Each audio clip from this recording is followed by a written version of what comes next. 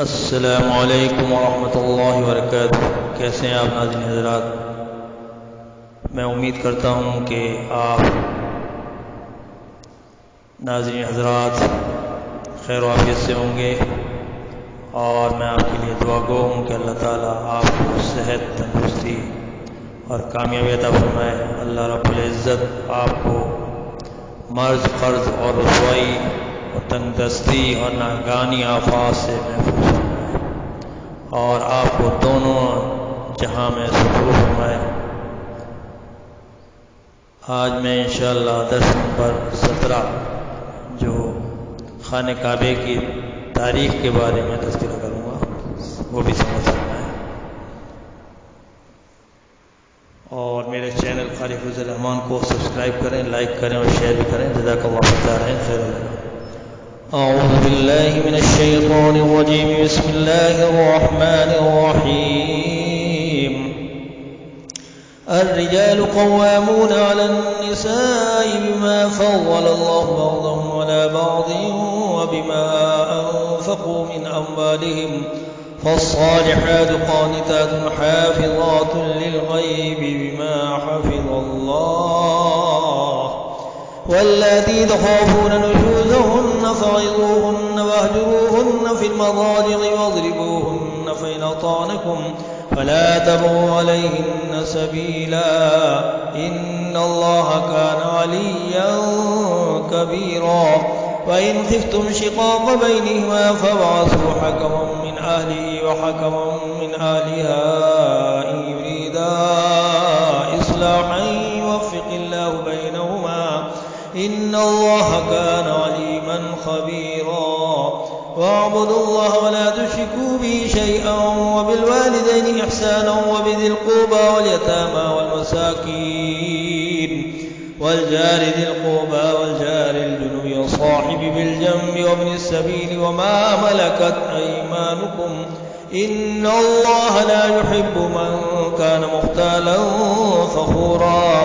الذين يبخلون ويأمرون الناس بالبخل ويكتمون ما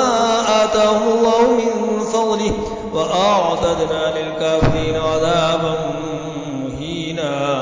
والذين ينفقون أموالهم رئاء الناس ولا يؤمنون بالله ولا باليوم الآخر، ومن يكن الشيطان له قرينا فساء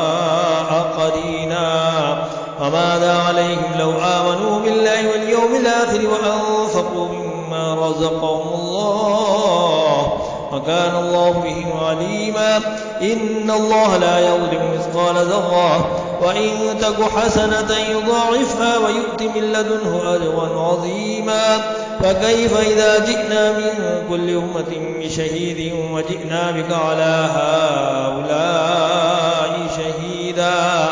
يومئذ يود الذين كفروا وعصوا الرسول لو تسوى بهم الأرض ولا يكتمون الله حديثا، صدق الله العظیم۔ میں پناہ مانگتا ہوں اللہ کی شیطان مردود سے۔ شروع کرتا ہوں اللہ کے نام سے جو نہایت مہربان، نہایت رحم والا ہے۔ مرد عورتوں پر مسلط و حاکم ہے، اس لیے کہ خدا نے بعض کو بعض سے افضل بنایا ہے، اور اس لیے بھی کہ مرد اپنا مال خرچ کرتے ہیں۔ تو جو نیک بیویاں ہیں وہ مردوں کے حکم چلتی ہیں، اور ان کے پیٹھ پیچھے خدا کی حفاظت میں مال اور آبرو کی خبرداری کرتی ہیں، اور جن عورتوں کی نسبت تمہیں معلوم ہو کہ سرکشی اور بدخوئی کرنے لگی ہیں تو پہلے ان کو زبانی سمجھاؤ، اور اگر نہ سمجھیں تو پھر ان کے ساتھ سونا ترک کر دو، اور اگر اس پر بھی بات نہ آئے تو ان کو زد و کوب کرو، اور اگر فرمانبردار ہو جائیں تو پھر ان کو ایذا دینے کا کوئی بہانہ مت ڈھونڈو، بے شک خدا سب سے اعلیٰ اور جلیل القدر ہے۔ اور اگر تم کو معلوم ہو کہ میاں بیوی میں انبن ہے تو ایک منصف مرد کے خاندان میں سے اور ایک منصف عورت کے خاندان میں سے مقرر کرو، اور وہ اگر اصلاح کرا دینی چاہیں گے تو خدا ان میں موافقت پیدا کر دے گا۔ کچھ شک نہیں کہ خدا سب کچھ جانتا ہے اور سب باتوں سے خبردار ہے، اور خدا ہی کی عبادت کرو اور اس کے ساتھ کسی چیز کو شریک نہ بناؤ، اور ماں باپ اور قرابت والوں کو اور یتیموں اور محتاجوں اور رشتہ داروں اور ہمسایوں اور اجنبی ہمسایوں اور پہلو یعنی پاس بیٹھنے والوں اور مسافروں اور جو لوگ تمہارے قبضے میں ہوں سب کے ساتھ احسان کرو، اور خدا احسان کرنے والوں کو دوست رکھتا ہے، اور جو تکبر کرنے والے بڑائی ماننے والوں کو دوست نہیں رکھتا۔ جو خود بھی بخل کریں اور لوگوں کو بھی بخل سکھائیں، اور جو مال خدا نے ان کو اپنے فضل سے عطا فرمایا ہے اسے چھپا کر رکھیں، ہم نے ناشکروں کے لیے ذلت کا عذاب تیار کر رکھا ہے۔ اور خرچ بھی کریں تو خدا تعالیٰ کے لیے نہیں بلکہ لوگوں کو دکھانے کو، اور ایمان نہ خدا پر لائیں اور نہ روز آخرت پر۔ ایسے لوگوں کا ساتھی شیطان ہے، اور جس کا ساتھی شیطان ہو تو کچھ شک نہیں کہ وہ برا ساتھی ہے۔ اور اگر یہ لوگ خدا پر اور روز قیامت پر ایمان لاتے اور جو کچھ خدا نے ان کو دیا تھا اس میں سے خرچ کرتے تو ان کا کیا نقصان ہوتا، اور خدا ان کو خوب جانتا ہے۔ خدا کسی کی ذرہ برابر بھی حق تلفی نہیں کرتا، اور اگر نیکی کی ہوگی تو اس کو دوچند کر دے گا اور اپنے ہاتھ سے اجر عظیم بخشے گا۔ بھلا اس دن کیا حال ہوگا جب ہر امت میں سے احوال بتانے والے کو بلائیں گے اور تم کو ان لوگوں کا حال بتانے کو گواہ طلب کریں گے۔ اس روز کافر اور پیغمبروں کے نافرمان آرزو کریں گے کہ کاش ان کو زمین میں مدفون کر کے مٹی برابر کر دی جاتی، اور خدا سے کوئی بات چھپا نہیں سکیں گے۔ وآخر دعوانا الحمدللہ رب العالمین۔ اب میں خانہ کعبے کی تاریخ کے سلسلے میں تذکرہ کروں گا۔ اس میں کچھ مشکل الفاظ ہیں، پہلے ان کو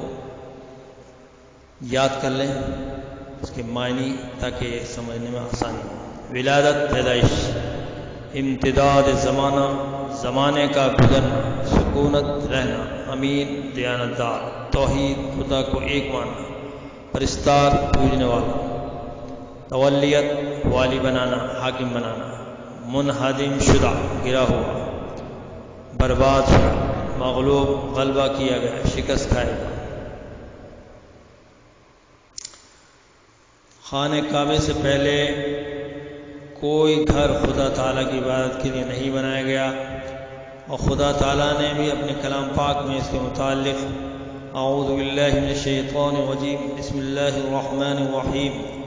ان اول بیت وضع للناس، بے شک یعنی سب سے پہلا گھر جو آدمیوں کے لیے خدا تعالیٰ کی عبادت کرنے کو بنایا گیا، فرمایا ہے کہ اس میں شک نہیں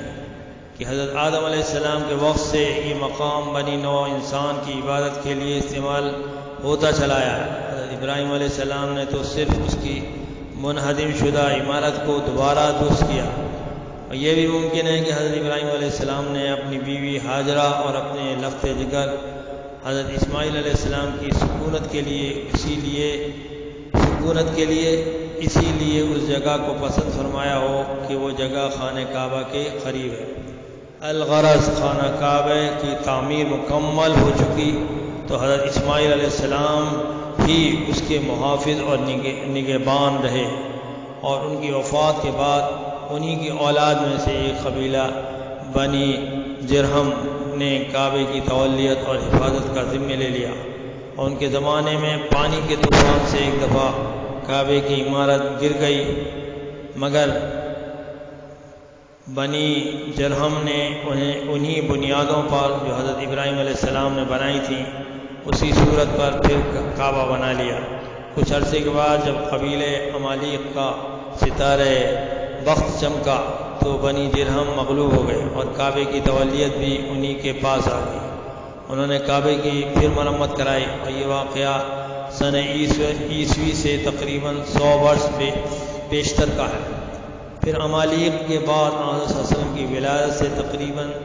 200 برس بیشتر قصا بن کلاب نے کعبے کی تعمیر کا کام سر انجام دیا، جو سیلاب کی وجہ سے غالباً ٹوٹ گیا تھا۔ آن حضرت صلی اللہ علیہ وسلم کی ولادت کے کچھ عرصے بعد ایک دفعہ اتفاقیہ آتش زدگی کی وجہ سے کعبے کی دیواریں پھر بودی ہو گئیں اور پانی کے طوفان سے دیواروں کا کچھ حصہ پھٹ گیا، تو اس وقت قریش نے کعبے کی عمارت کو شہید کر کے از سر نو تعمیر کیا اور اس کی کرسی پہلے سے دگنی بلند کر دی۔ اس تعمیر میں حضرت صلی اللہ علیہ وسلم بھی مدد دیتے رہے۔ اثناء تعمیر میں جب حجر اسود کے لگانے کا وقت آیا تو قبائل قریش میں تکرار شروع ہو گئی۔ آخر یہ فیصلہ قرار پایا کہ جو اس راستے میں سب سے پہلے آئے وہی اس امر کا فیصلہ کرے گا۔ خوش قسمتی سے حضرت صلی اللہ علیہ وسلم ہی سامنے سے تشریف لائے اور باوجود آپ کی عمر چھوٹی ہونے کے سب نے بخوشی تسلیم کر لیا کہ یہ امین ہے، ہم اس کے فیصلے کو تسلیم کریں گے۔ آپ نے آتے ہی ایک چادر بچھائی اور حجر اسود کو اس میں رکھ دیا اور سب قوموں کے سرداروں سے کہا کہ چادر کو پکڑ کر اٹھائیں اور جہاں لگانا ہے وہاں تک لے چلیں۔ چنانچہ سب سرداروں نے اٹھا کر وہاں رکھ دیا اور حضرت صلی اللہ علیہ وسلم نے چادر سے اٹھا کر کونے میں نصب کر دیا۔ تمام لوگ آپ کے اس فیصلے کو دیکھ کر حیران رہ گئے، اور جب یہ تنازع اس طرح بخیر و خوبی ختم ہو گیا تو کعبے کی تعمیر مکمل کر دی گئی۔ امتداد زمانے سے حضرت اسماعیل علیہ السلام کی اولاد حضرت ابراہیم علیہ السلام کی تعلیم اور ان کے طریق عبادت کو بھول گئی اور خدائے واحد کی عبادت کے بجائے بتوں کی پوجا کرنے لگے، تو اس وقت چونکہ کعبے کی تولیت بھی انہی کے ہاتھ میں تھی، لہذا انہوں نے اس خانہ خدا کو بھی بت خانہ بنا دیا اور اس میں بھی بہت سے بت رکھ دیے، حتیٰ کہ ان کی تعداد 360 تک پہنچ گئی۔ علاوہ بتوں کے مختلف تصاویر بھی وہاں آراستہ کر دی۔ جب عرب کی حالت یہاں تک پہنچی تو خدا تعالیٰ کی غیرت جوش میں آئی اور اس نے رسول اللہ صلی اللہ علیہ وسلم کو مبعوث فرمایا، آپ اس قوم کی اصلاح کریں اور اس خانہ خدا کو جو خدا واحد کی عبادت کے لیے اس کے مخلص بندے حضرت ابراہیم علیہ السلام نے عصر نو تعمیر کیا تھا، بتوں سے پاک کر کے خالص توحید کا مرکز بنایا۔ بس خدا تعالیٰ نے تھوڑے ہی عرصے میں خانہ خدا کو بت پرست متولیوں کے قبضے سے نکال کر حضرت ابراہیم علیہ السلام کے حقیقی پیرو حضرت صلی اللہ علیہ وسلم کے قبضے میں دے دیا، جن کی بعثت بھی دراصل دعائے خلیل ہی کا نتیجہ تھی، اور آپ اس خانہ خدا کو بت پرستی اور کفر سے پاک کر کے توحید کا مرکز بنائیں۔ چنانچہ یہ کام حضرت صلی اللہ علیہ وسلم کے مبارک ہاتھوں سے سر انجام ہوا اور آپ نے خانہ کعبہ کو ہر قسم کی کفر و شرک کی علامتوں سے پاک و صاف کیا، اور اہل عرب اور اہل مکہ کو اس خدائے واحد کا پرستار بنا دیا، جس کی عبادت ان کے جد امجد حضرت ابراہیم علیہ السلام کیا کرتے تھے۔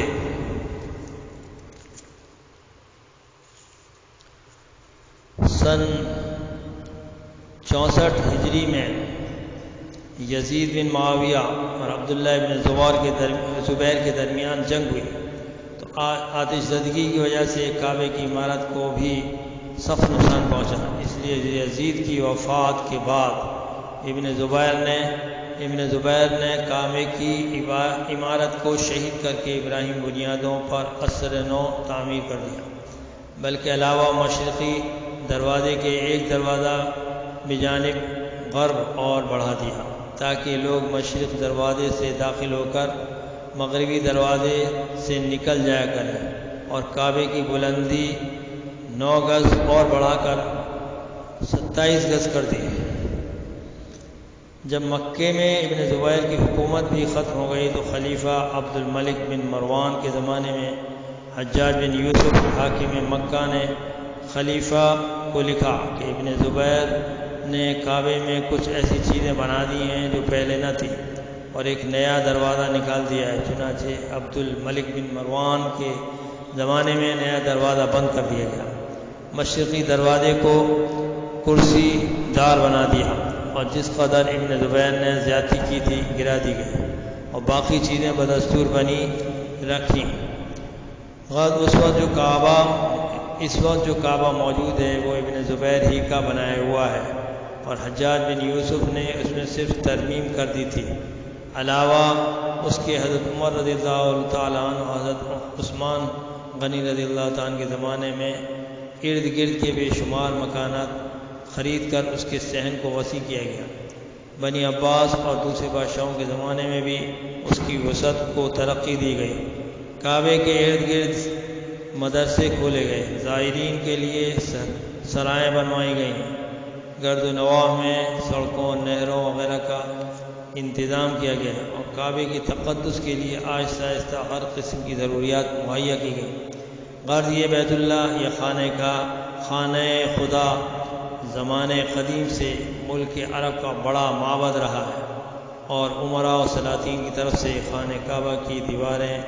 دیواروں پر بیش بہا کپڑے کے سالانہ غلاف چڑھتے رہے ہیں۔ حجر اسود جو اب چاندی کے حلقوں میں جوڑ کر رکھا ہوا ہے، حضرت ابراہیم علیہ السلام کے مبارک ہاتھوں کی یادگار ہے، اور کعبے کی تمام عمارت کو حضرت ابراہیم علیہ السلام کی زرعی مثال ایثار کے ساتھ بڑا بھاری تعلق ہے، لہذا آپ کی اولاد میں کعبہ شریف کو ایک متبرک یادگار کی خصوصیت حاصل ہے۔ وآخر دعوانا الحمدللہ رب العالمین۔